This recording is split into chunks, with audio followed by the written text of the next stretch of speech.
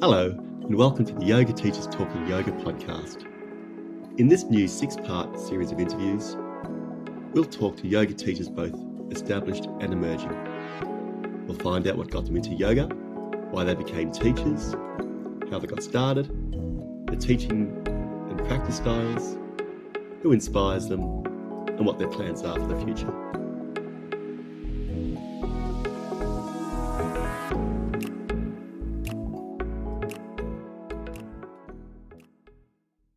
My guest today is yoga teacher Karolina Freeman, who's founded Karolina Freeman Yoga.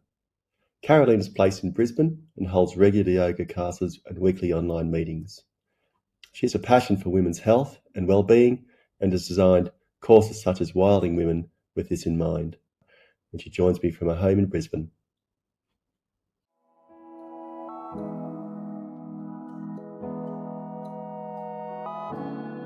Hello, Karolina. Hello, Paul. Thank you for joining me today on my little podcast where we get yoga teachers to talk teaching. Yes, it's very exciting. Thank you for having me. We do talk a bit of yoga as well. The idea of this is just to introduce you to people who know you, but also new people, a broadened audience on the sorts of things you're doing, what drew you into the work you do and why you're doing it. So perhaps just start by describing the start of your own journey into yoga. Yes. So I've been teaching yoga since 2017. In 2016, my third son was born, and I had 3 babies under 5. So it was very, very challenging and hard time for me. Really, control was gone. Like when you have 1-2 children, you can still have two children in your hands and it's fine. The third one comes and it's just like, whoa, what's going on here? No control over anything anymore. And that was a big, from engineering, having structured life, going into having these 3 children, little children, demanding my attention constantly. It was a huge mind shift. Like I ended up with postnatal depression.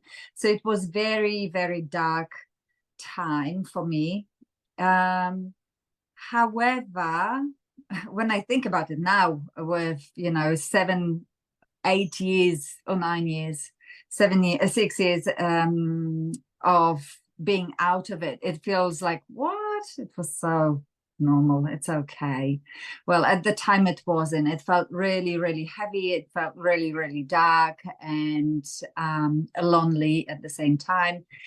But what was fantastic at the time was my community of the Polish Australian families.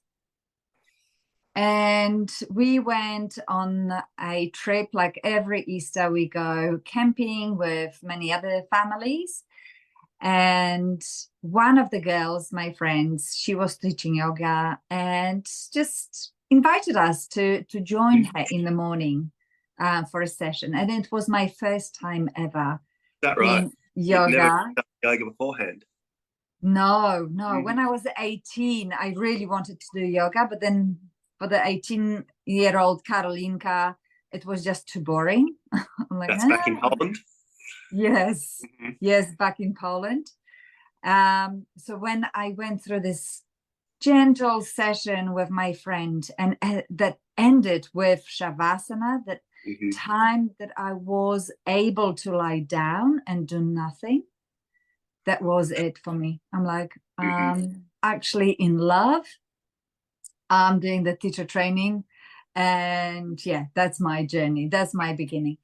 And yes, and that was it. That was it, really. I'm like, if someone tells me to lie down and do nothing, I'm done. I'm there. So this friend of mine, she told me who her teacher was, who she would recommend for me to go and be led by. So I went straight away after this Easter. I remember Easter was March, the end of March. I started my training already in May. Oh, wow. Didn't muck around. Yeah. No, it's just like, this is something that works for me. And I remember the teacher, it was Celia Roberts from Brisbane here, a very well-known person in the yogic world. And she's like, but you can't. You need to go and practice yoga for at least 6 months. And then you can come and maybe try to be a yoga teacher. I'm like, no, there is no option for me to go and do it just for the sake of doing it. I'm like, no, I want to become it. Yeah, you really went all. So love at first sight, huh? And yes. Yeah, that's crazy. And so do you think the traumas and the state you're in may help yoga to resonate at that time? So in another time in your life, you weren't ready for it as such, and now then you've got to be ready to receive, don't you? Yes, absolutely. I agree. I was in a true state of receiving, and I remember the first lectures that we had, it was with Swami Muktinanda. So Swami, she was just talking about yoga nidra. And dreamless dreams, and just being in this state of dreaming but being still awake. And I remember listening to her, and I'm like, I know that she's speaking English, but I have no idea what she's saying. I just couldn't understand anything that she was saying. It was just beyond my head. And I remember feeling so uncomfortable there. I'm like, I have no idea. I cried all weekend because it was like a weekend retreat. I cried the whole weekend saying, oh my God, I'm here. I'm so grateful that I was able to have this weekend away. Oh, that's lovely. But I still don't understand. You still don't understand. Still finding out. Yes. Did you expect to have answers come to you easily? Did you think it was going to require such a level of internal inquiry? I think I did maybe 50-50, because coming from Poland, and I was brought up in a Catholic family, and I remember taking this book. It must have been one book about yoga and I took it to my priest, because yoga in Poland was then, when I was 18, it wasn't well received. And I remember taking this book and saying that I really want to do yoga. And he was very open. He was like, yeah, that's great. Do it. But just be careful.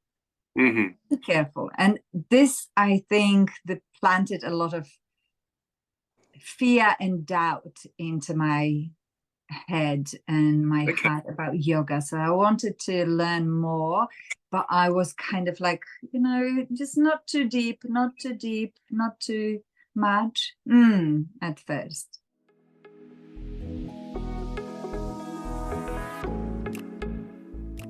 It's interesting you touched on there a minute ago about Shavasana being something that you welcomed and wanted to do. I know for a lot of people who are still geared into the day-to-day activities of their lives that Shavasana can be very challenging. Corpse pose can be really difficult to stay in, and a lot of people just switch off and leave. I've heard of that. I've not really seen too much of that in my time practicing and teaching.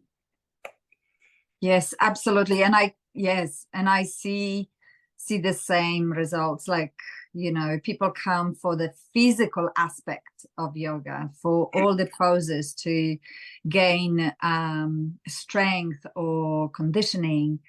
But when the time comes to lie down, not for everyone. It's not for everyone.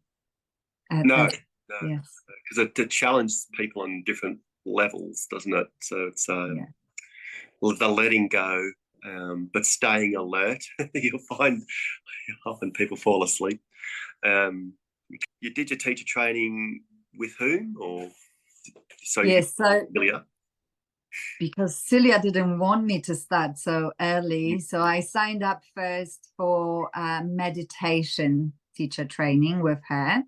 Mm-hmm. And then I think she realized that I was really committed and serious about that. And then she allowed me to join. I think it started about September 2017.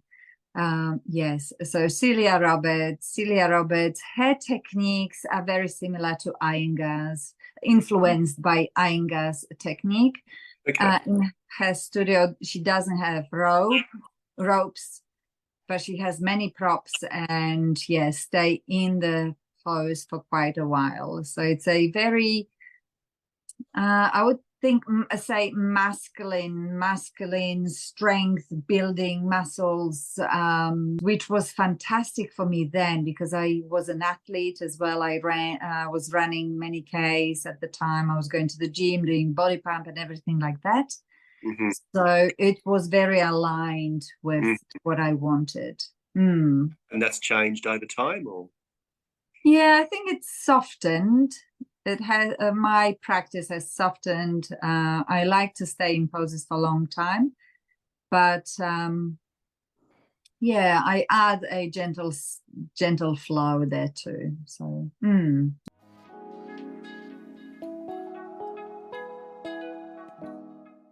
Is that the teaching style you have with your own students? Is that informed by the practice that you do, or do you then go to the students with a different style of maybe more general hatha yoga? Or it depends really. I always, every time we start the whole practice, we've got grounding, and then this is the time when I ask for guidance. I'm like, what do I provide, for these people to benefit the most? mm-hmm. Like, what do I do so they can benefit from this session the most? And sometimes I can see the poses. Sometimes it suddenly just my body takes me, blah, and I'm like, oh, okay. So we're going this direction. Yes. I think it comes with practice that, like again with my 3 children, control is gone. Yeah. Have they embraced any of the yoga that you do?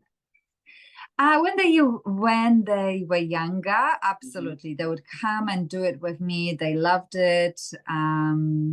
Meditation they had at school, so that was really fantastic. Like for them to see that it's not my thing, but actually people around the world and in different areas of their lives, they do it too. So that was very, very great. Breathing and just trying to deal with strong emotions. That's very helpful for them too. Yeah, so learning by like that, not really sitting with me or not really spending time with me in the studio and doing asanas. But yeah, like live. Now, but at some stage they may well come back to that. At least they've got a grounding and it's within them now, and later on they'll maybe come and do something more with you or do their own thing. Yes, absolutely. That would be wonderful.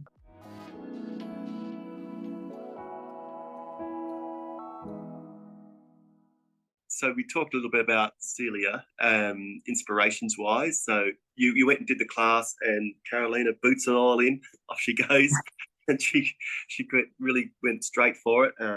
Knew she wanted to be a teacher, didn't, and embarked on a journey. So I actually see that a lot in the social media work that you do. You're very active on that, and so the businesses that you do, we'll touch on.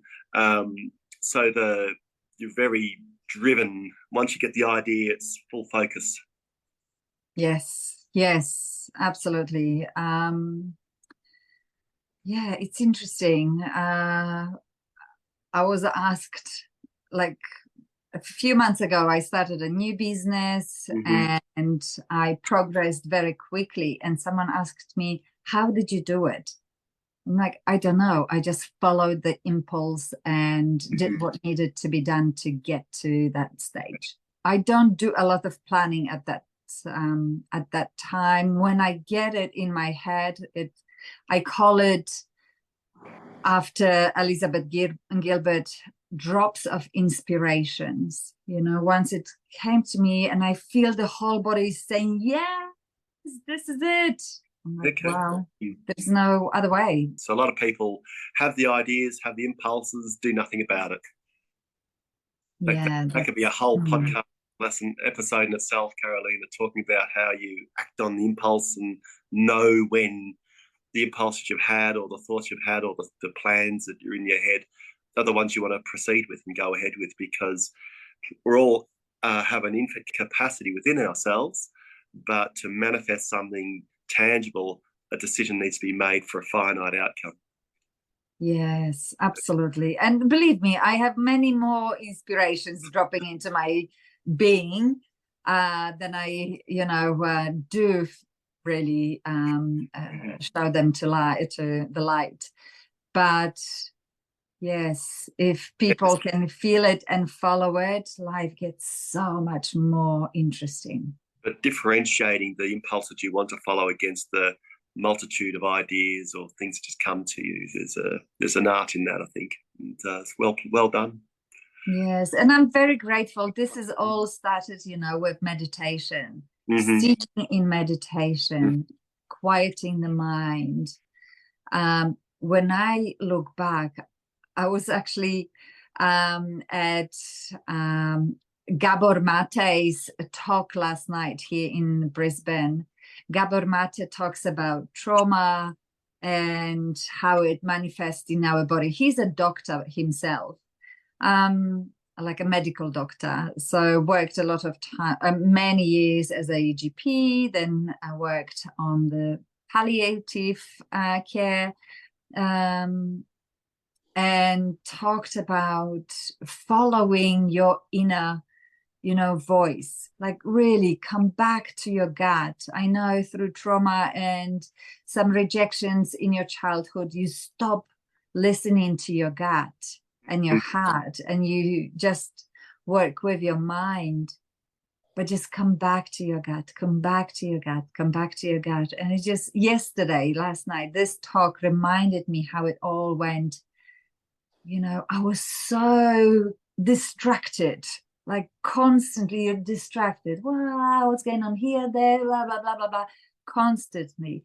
And then through meditation, subtle, gentle changes that you never know when it all happens. And there's just silence and peace. I'm like, wow.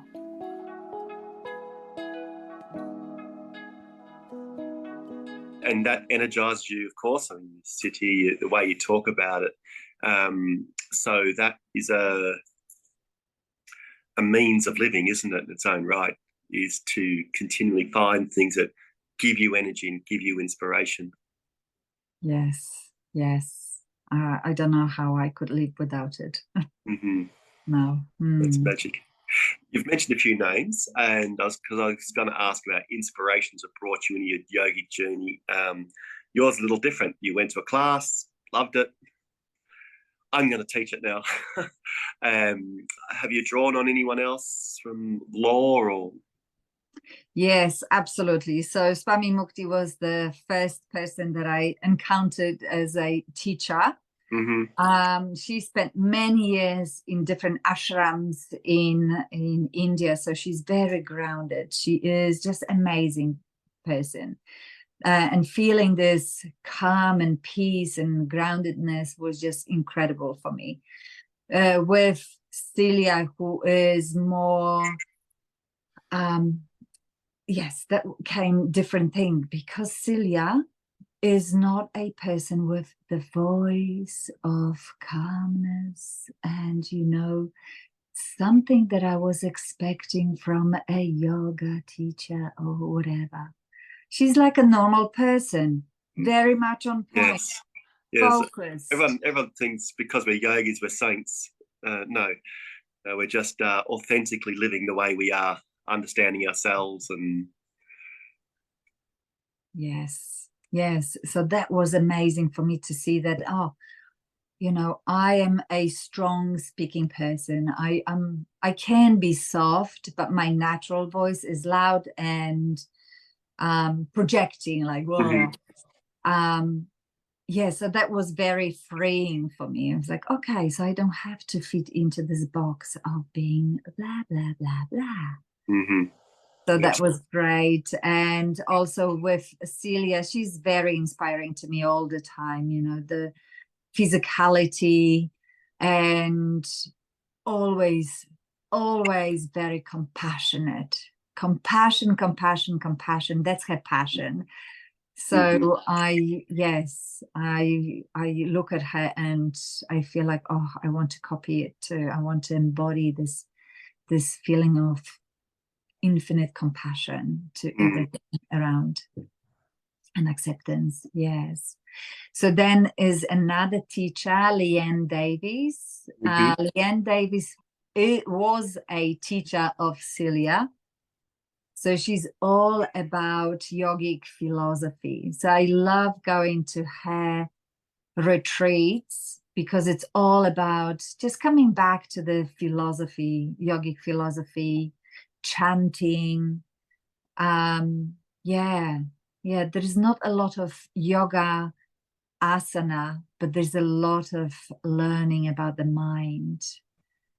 Well, it's all part of the 8 limbs. Yes, that's it. And I know that I can't get enough of it. I feel like every single time I learn a little bit more, I'm like, wow, I forgot about this. I forgot about that. And it just translates into this modern psychology. Yeah, more and more it's overlaying with what science is finding out, what's being revealed, and how we're discovering more about psychology.